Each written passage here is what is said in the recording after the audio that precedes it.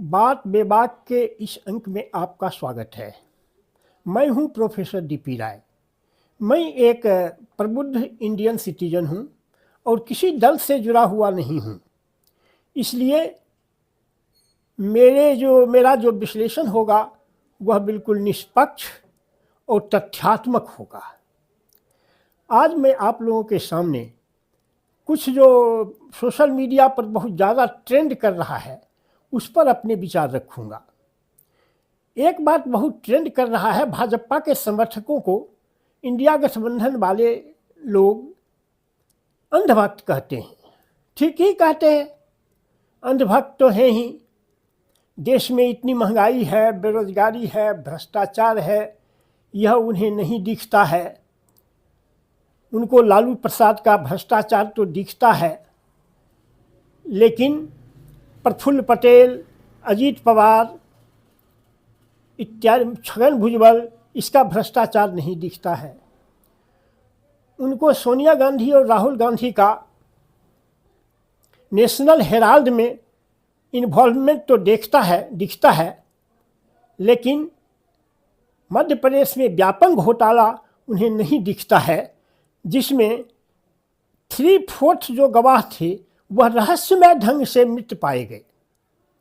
लेकिन खैर, बावजूद इसके वह भाजपा की जय बोल रहे हैं तो अंधभक्त, या मोदी की जय बोल रहे हैं तो मैं अंधभक्त नहीं कहूं तो क्या कहूं। अब आता हूं मैं कांग्रेस पर। भाजपा वाले को तो अंधभक्त कहते हैं, लेकिन कांग्रेस वाले एक परिवार की जय जयकार 4 पीढ़ियों से बोल रहे हैं।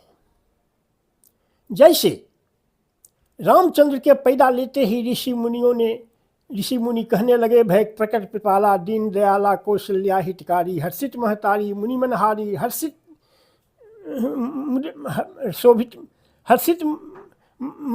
मनिहारी, मुनि मनहारी, अद्भुत रूप निहारी।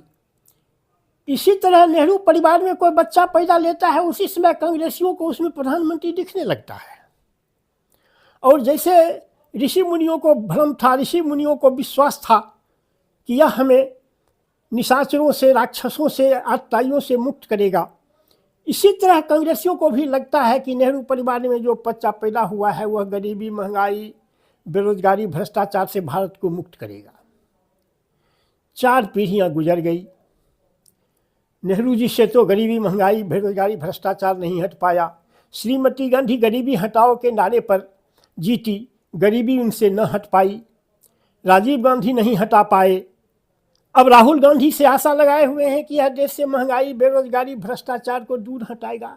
अगर यह भी नहीं हटा पाए तो प्रियंका वाड्रा का कोई खैर, इन्होंने शादी किया नहीं है, तो प्रियंका वाड्रा के बाल बच्चे का जय जयकार शुरू करेंगे। अब आप भी खुद फैसला करें कि इनको क्या कहा जाए, जो 4 पीढ़ियों से एक परिवार का जय जयकार कर रहे हैं। अब आते हैं राजद में। राजद तो और उसकी लीला अपरंपार है। उसमें तो नेहरू वंश में पैदा लेने वाला व्यक्ति की जय जयकार करते हैं। राजद में तो किसी भी तरह से लालू के परिवार में जो प्रवेश पा जाता है, जो उनसे मान्यता प्राप्त कर लेता है, उसकी जय जयकार बोलने लगते हैं राजद वाले। लालू प्रसाद का 1996 में चारा घोटाले में जेल हो गया,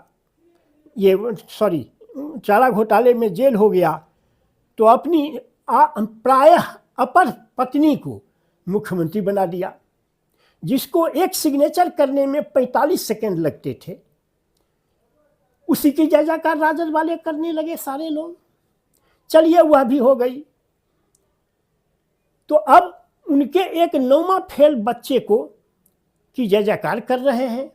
और अगर खुदा न खास्ते IRCTC घोटाले में अगर यह भी जेल चले गए तो वह अपनी पत्नी राजश्री को मुख्यमंत्री बना देगा और सारे राजद वाले उसी की जय जयकार शुरू कर देंगे।